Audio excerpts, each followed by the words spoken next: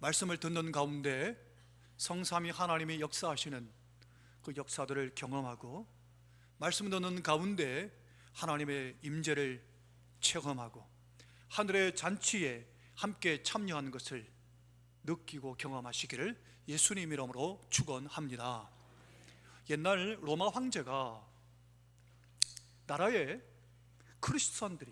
그리스도인들이 급격하게 자꾸 증거하자 거기에 위협을 느꼈습니다. 그래서 신하들을 다 불러 모아놓고 로마 황제가 제안을 합니다. 예수쟁이들이 이렇게 많이 늘어나니까 안 되겠다. 법을 새로 만들어서 예수 믿는 사람은 무조건 죽이는 법을 만들자라고 황제가 제안을 합니다. 그러자 한 신하가, 왕이여, 안 됩니다. 예수 믿으면 무조건 죽이게 되면 그들 말로 순교자라고 합니다. 순교자가 생기면 그들은 순교자를 추앙하고 오히려 더 기독교가 잘 되게 하는 것이 되고 맙니다. 그러니까 죽이지는 말고 예수 믿는 사람 찾아가 고문을 하면 어떻겠습니까? 라고 제안을 합니다. 그래서 또 다른 신하가, 고문한다고요? 그것도 안 됩니다. 저 예수쟁이들은 심한 고문을 받기만 하면 예수 십자가 고난에 동참한다고 좋아합니다. 또 고난을 받으면 받을수록 하늘의 상급이 더 많아진다고 기뻐하고 고문의 흔적을 오히려 자랑하고 다니니까 그 방법도 안 됩니다. 그랬더니 저 구석에 있던 한 신하가 조용하게 이렇게 제안을 했습니다. 그리스도인들이 편안하게 즐기고 놀 수 있도록 환경을 만들어 놓으면 간단합니다. 그들은 그런 환경 속에 죄를 지을 것이고, 그러면 기독교는 있어도 힘을 발휘하지 못할 것입니다 라고 이야기했답니다. 실제로 그리스도인들이 외부에서 가하는 박해가 아니라 내부의 부패로 말미암아 무너지게 될 것을 알아본 겁니다. 성도 여러분, 오늘 우리는 마지막 때를 맞아서 주님이 오늘 우리에게 요구하시는 것이 무엇일까요?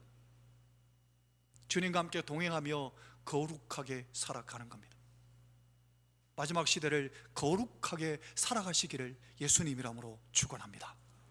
오늘 이 본문은 하나님 마음에 맞는 사람 다윗, 그도 범죄하였음을, 그것도 그 범죄 현장을 아주 자세하게 기록하고 있습니다. 위대한 사람 그 다윗에게도 추악한 인간성이 있었음을 그대로 성경은 여과 없이 밝히 드러내고 있습니다. 성도 여러분, 성경은 인간의 낮과 밤을, 인간의 밝음과 어둠을 동시에 그대로 솔직하게 조명하고 있습니다. 그래서 성경에 나타난 진리의 말씀 앞에서 우리는 겸허하게 배울 수 있어야 합니다. 하나님 마음에 맞는 다윗, 그도 별 수 없이 인간이었습니다. 그도 인간이기에 때로는 하나님의 말씀에 기울이지 못하고 주님과 동행하지 못했을 때 그만 그도 범죄하고 맙니다. 다윗의 범죄를 후대의 역사학자 가운데 성경을 기록한 열왕기상을 기록했던 기자가 오늘 이 사건을 이렇게 한 구절로 요약해 기록했습니다. 한번 보겠습니다. 열왕기상 15장 5절입니다. 함께 읽겠습니다. 이는 시작. 이는 다윗이 햇사람 우리아의 일 외에는 평생에 여호와 보시기에 정직하게 행하고 자기에게 명령하신 모든 일을 어기지 아니하였습니다. 평생에 정직하게 살았던 다윗, 딱 한 가지 오점이 있었으니 우리아의 일이었다. 이렇게 열왕기상을 기록한 기자가 증거합니다. 하지만 그 하나의 먹물이 다윗과 다윗의 가문과 그리고 그 백성들 전체에 큰 영향을 미치게 되었습니다. 그도 똑같은 인간에게 범죄했습니다만은 그러나 그 범죄로 인해서 얼마나 큰 악한 영향을 미치게 되었는지 성경은 거기에 대해서 우리에게 경고하고 있습니다. 오늘 본문의 1절을 먼저 같이 한번 읽어보겠습니다. 함께 읽겠습니다. 그 해가 시작. 그 해가 돌아와 왕들이 출전할 때가 되매 다윗이 요압과 그에게 있는 그의 부하들과 온 이스라엘 군대를 보내니 그들이 암몬 자손을 멸하고 랍바를 에워쌌고 다윗은 예루살렘에 그대로 있더라. 이 구절에 보시면 그 해가 돌아와 왕들이 출전할 때가 됐다. 왕들이 출전할 때가 언제일까요? 이 왕들이 출전할 때, 이 표현은 바르산 지역의 그들의 문화와 그들의 당시의 상황을 보면 겨울부터 봄에 수확하기까지 그 기간 동안을 출전할 때로 가장 적합한 때로 그들은 보았습니다.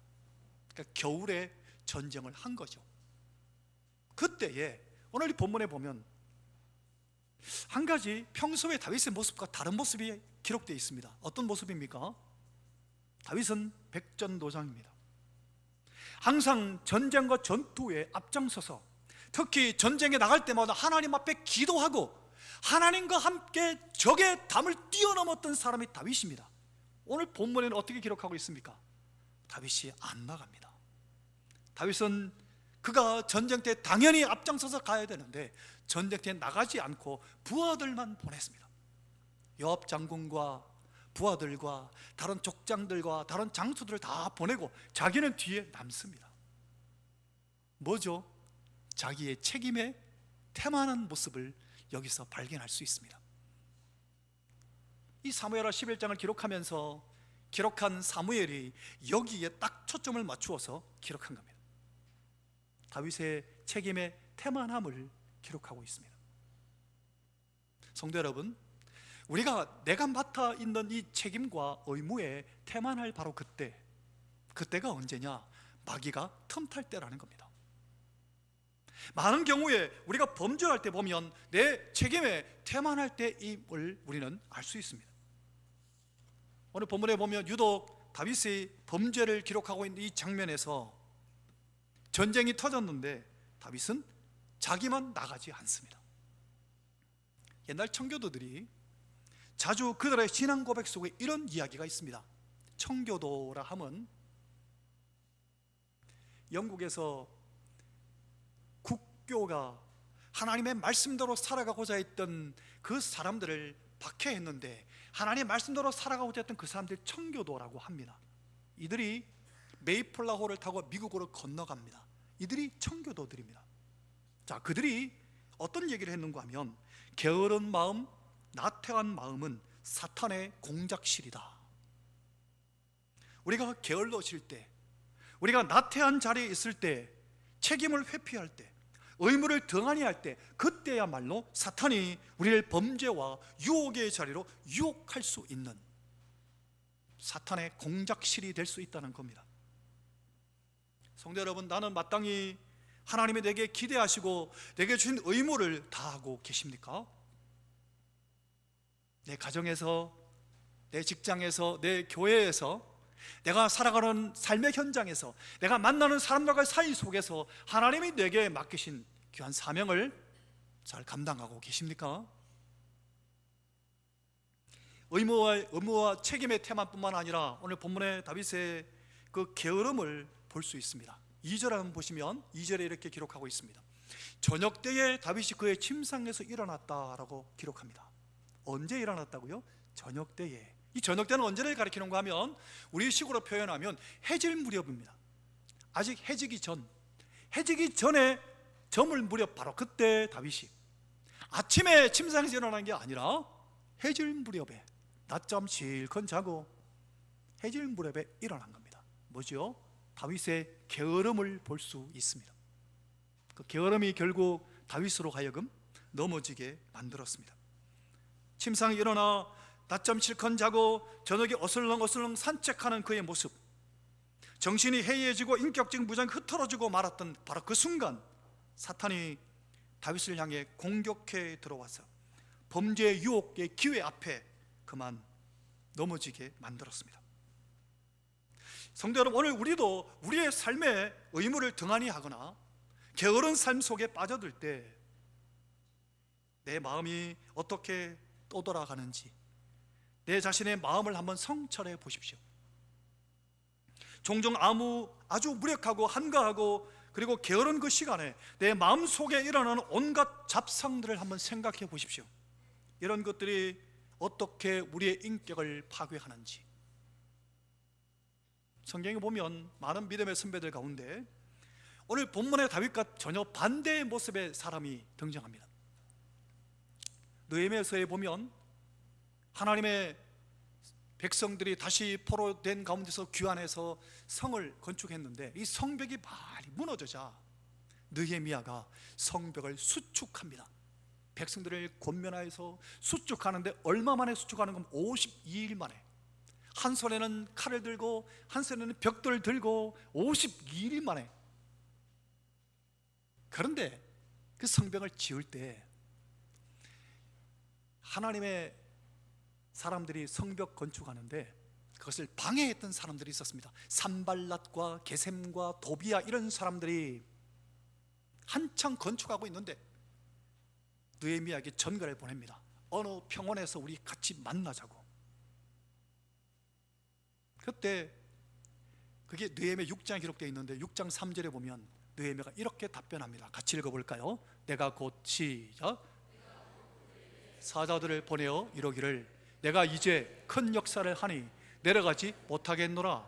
어찌하여 역사를 중지하고 너희에게로 내려가겠느냐 하며, 하나님의 이 귀한 성읍을 완성하고 있는데 내가 어찌 게을리 너희를 만나러 가겠냐, 이렇게 대답한 겁니다. 결국 게셈과 도비야와 이 사람 산발라, 이런 사람들이 평원에서 만나는 이유가 딱 하나였습니다. 평원에서 만나서 느헤미야를 죽이려고 계획했던 음모를 느헤미야가 알고 하나님의 길에 나는 열중하겠다, 만나러 가지 않겠다 라고 이야기합니다.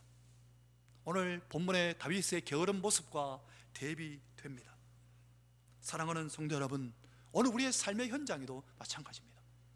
내 삶의 현장에 태만하거나 게으를 때 사탄은 내게 그것을 통해서 틈 타고 들어와. 제가 이번에 말씀드렸죠. 예수님은 구름 타고 오지만 마귀는 틈 타고 들어온다고.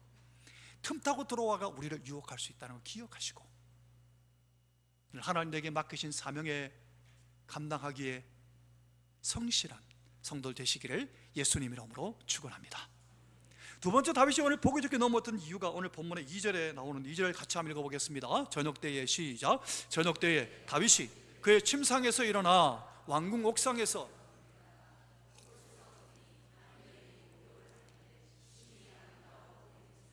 이 절에서 뒷부분에 두 번 반복되는 동사가 있습니다. 뭐죠? 보다라는 단어입니다. 보니 보이는지라, 이걸 반복하고 있습니다. 다윗이 눈으로 봐서 그것 때문에 범죄하게 된 겁니다. 성경에 보면 눈으로 보는 것 때문에 시험 들어서, 이 안목의 정욕 때문에 시험 들어 범죄하는 경우들이 많습니다. 대표적인 게 여러분 최초의 타락이었던 아담과 하와의 타락도 선악을 알게 하는 나무 열매를 딱 보니까 보암직도 하고 먹음직도 하고 지혜롭게 할 만큼 탐스럽기도 한 겁니다. 그걸 보다가 그만 따먹어버린 겁니다. 여러분 외투와 금덩어리를 훔쳤던 아간, 외투와 금덩어리를 보고 견물생심이라고 보는 것 때문에 그만 그걸 숨겨놓았다가 나라 전체가 실패하게 만들지 않았습니까? 성경뿐 아니라 우리 역사 속에 우리의 삶의 현장에도 보면 이 눈이 범죄하는 것 때문에, 눈 때문에 범죄하는 경우들이 많습니다. 예수님은 산상수훈에 이걸 뭐라고 말씀하셨습니까? 내 오른쪽 눈이 범죄하거든 빼버려. 오른쪽 눈이 범죄하거든, 눈이 범죄하거든 한쪽 눈을 빼쁘고 한쪽 눈으로 천국 가는 게 맞다. 예수님 이렇게 강하게 말씀하실 정도로. 예전에 제가 주일학교 다닐 때 이런 주일학교 노래가 있었습니다. 내 눈이 보는 것 조심해 짝짝, 내 눈이 보는 것 조심해 짝짝. 눈이 보는 것을 조심하라고. 다윗이 시험에 그만 빠져버리고 마른 겁니다. 성도 여러분, 창세기 3장을 볼까요? 아담이 범죄했던 장면, 아담과 하와의 장면, 창세기 3장 6절에 보면 이렇게 기록하고 있습니다. 거기 보면 제가 이 구절은 말씀 안 드린다 보네요. 한번 따라해 볼까요? 먹음직도 하고 보암직도 하고 지혜롭게 할 만큼 탐스럽기도 한지라. 그렇습니다. 이 세 가지가 마귀가 던지는 미끼입니다. 미끼 아시죠 여러분? 낚시할 때 딱 미끼 꼽아가 던지면 미끼 물려고 하다가 그만 탁 걸려들지 않습니까? 마귀가 우리를 시험하는 미끼가 세 가지인데 대표적인 게 이 세 가지입니다. 그래서 보암직도 하고 라는 것을 뭐라고 표현한 거면 안목의 정욕이라고 합니다. 먹음직도 하고 이거는 육신의 정욕이고, 그 다음에 지혜롭게 할 만큼 탐스럽게 한 것은 이생의 자랑입니다. 여기에 첫째 아담이 넘어진 겁니다. 이것 때문에 둘째 아담으로 이 땅에 오신 예수님께서 이 세 가지 시험을 그대로 받으십니다. 마태복음 4장을 비롯해 마가복음, 누가복음에 이 세 복음서에 기록하고 있는 예수님이 시험 당하시는 장면을 보면 이렇게 시험 당하십니다. 광야에 성령에 이끌려 광야에 가서 금식하시다가 사탄에게 시험을 당하는데, 누가가 아주 차례대로 정확하게 이렇게 얘기합니다. 첫 번째 시험이 뭐였는가 하면, 사탄이 예수님에게 찾아와서 이 돌들을 떡되게 해봐라. 무슨 시험입니까? 육신의 정욕, 먹음직도 하고 그 시험인 겁니다. 그 시험에서 예수님이 사람이 떡으로만 살 것이 아니요 하나님의 입으로부터 나오는 말씀으로 살 것이라 말씀으로 물리치시죠. 두 번째, 사탄이 천하만국의 영광을 한순간에 팍 보여줍니다. 내게 절하면 이거 다 줄게. 무슨 시험입니까? 안목의 정욕입니다. 보암직도 하고 다윗이 걸려들은 시험입니다. 그때 예수님께서 또 말씀으로 물리치셨죠. 그러자 세 번째, 사탄이 이번에는 또 높은 성전 꼭대기에 올라가서 여기서 뛰내리라. 그러면서 성경을 사탄이 인용합니다. 성경에 기록하기를 하나님이 천사를 보내가 네 발이 돌에 부딪히지 않게 하리라 하셨다. 뛰어내리라. 그러면 내일 아침에 신문하고 TV에 대문짝만하게 탑뉴스로 나올 기다. 이야, 스타가 탄생했다. 뛰어내렸는데도 괜찮다. 이건 무슨 시험입니까? 이생의 자랑입니다. 지혜롭게 할 만큼 탐스럽게 한 것. 예수님이 시험에서 주 너의 하나님을 시험하지 말라, 사탄아 물러가라 하고 이기셨습니다. 사랑하는 성도 여러분, 주의하십시오. 마귀가 우리를 시험하는 것은 또 항상 이 세 가지입니다. 육신의 정욕, 안목의 정욕, 이생의 자랑. 예수님이 이기셨으니까 우리도 이길 수 있음을 믿음으로 받으시기를 바랍니다. 우리도 이길 수 있습니다. 시편에 보면 다윗이 이렇게 고백했었습니다. 시편 119편 37절에 보면 내 눈을 돌이켜 헛하는 것을 보지 말게 하시고, 다윗이 경험한 겁니다. 그래서 헛하는 보지 말게 하시고 주의 길에서 나를 살아나게 하소서. 여러분, 이것을 삶의 현장에 실천하는 사람이 있습니다. 욥입니다. 욥기에 보면 욥이 이렇게 고백합니다. 욥기서 31장 1절에 보면 내가 내 눈과 약속하였나니 어찌 처녀에게 주목하랴. 욥은 그의 눈과 약속했답니다. 아내가 아닌 다른 처녀들에게 주목하랴. 눈과 약속했다고. 그 다음 여러분, 오늘 본문의 3절을 보면 다윗의 이 모습을 발견할 수 있습니다. 같이 한번 읽어보겠습니다. 다윗이 시작. 다윗이 사람을 보내 그 여인을 알아보게 하였더니 그가 아뢰되 그는 엘리암의 딸이요 햇사람 우리아의 아내 밧세바가 아니니까 하니. 이 구절을 그대로 넣어보세요. 구태여, 목욕하고 있는 그 여인을 다윗이 보고 누구냐고 알아보게 했는데, 와서 보고하는 사람의 보고가 아주 구체적입니다. 그냥 우리아의 아내입니다 가도 될 낀데 뭐라고 얘기합니까? 엘리암의 딸이요. 왜 이 얘기했을까요? 엘리암의 아버지가 아히도벨입니다. 아히도벨이 누구냐? 다윗의 친구입니다. 다윗의 가장 옆에서 측근의 참모들 가운데 최고로 머리를 잘 돌리는 모사 참모입니다. 다윗과 어릴 때부터 중마고우입니다. 아히도벨. 그런데 아히도벨의 손녀인 겁니다. 누가요? 밧세바가. 이 얘기를 얘기한 이유는 다윗이 그렇게 얘기하면 멈출 줄 아는 거죠. 보고한 사람이 그렇게 말하면. 그런데 다윗은 거기 아랑곳하지 않고 그녀를 데리고 와서 범하고 맙니다.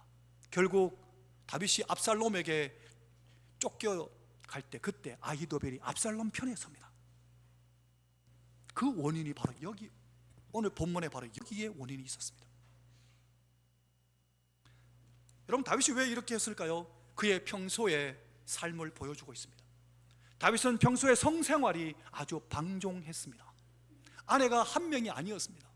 다윗의 아내도 많았습니다.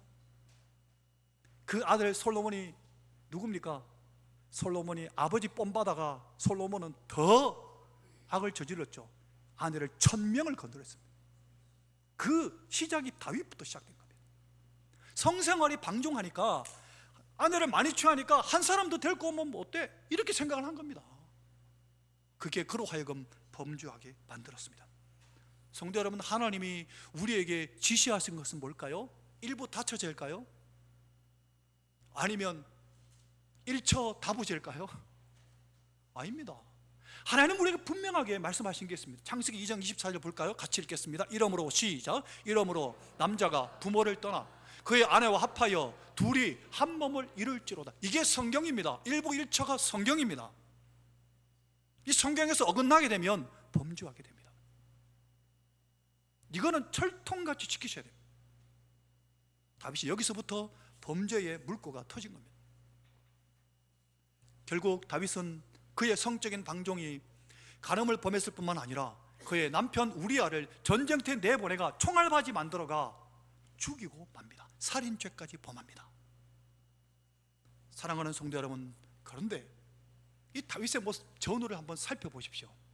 다윗이 기도했다는 내용이 없습니다. 다윗이 이렇게 범죄할 수밖에 없었던 것에는 뭐가 있었습니까? 영적으로 그가 정지되어 있었기 때문입니다. 하나님의 말씀을 봤다, 하나님께 기도했다는 구절이 전혀 없습니다. 이 사건 전후에 기도하지 아니하니까 하나님 마음이 합했던 다윗조차도 유혹에 빠질 수 있다는 겁니다. 오늘 우리도 마찬가지인 겁니다.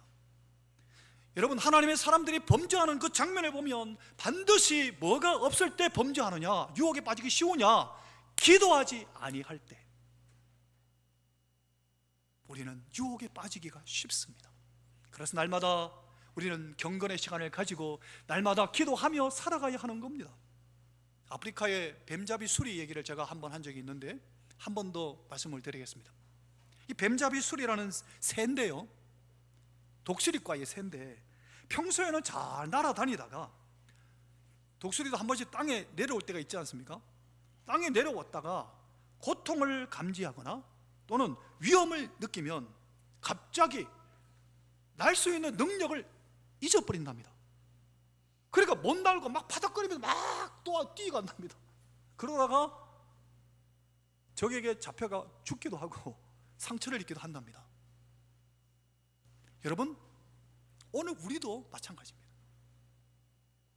우리가 늘 하나님 내게 주신 이 무기, 말씀과 기도, 늘 말씀을 읽고 말씀을 듣고 하나님과 기도하고 교통하며 이 말씀과 기도를 가지고 살아가지 않으면 위기 때, 유혹을 맞닥뜨릴 때 기도를 잊어버립니다. 기도회가 물리칠 수 있는데, 마귀를 얼마든지 육신의 정욕과 안목의 정욕과 이생의 자랑을 물리칠 수 있는데 기도하지 않았을 때는 힘이 없어서 기도할 생각도 못하고 거기 그냥 넘어지고 마는 겁니다. 사랑하는 성도 여러분, 에베소서에 보면 이렇게 말씀하셨습니다.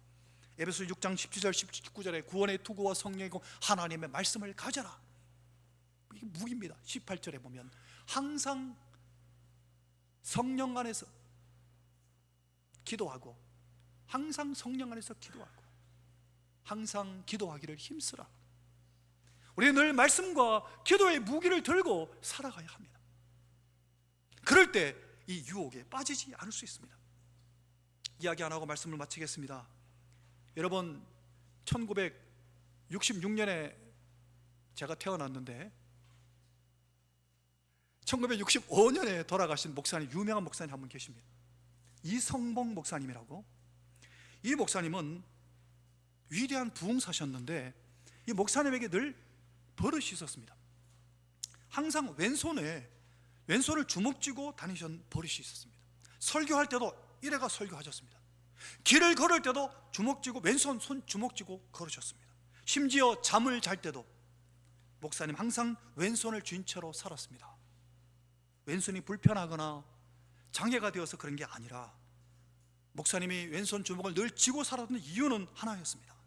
성령님을 의식하는 행동이었습니다. 성령님께서 항상 나와 동행한다는 것을 잊어버리지 않으려고 늘 성령님 손잡고 간다고 이 왼손을 주먹 쥐고 사셨습니다.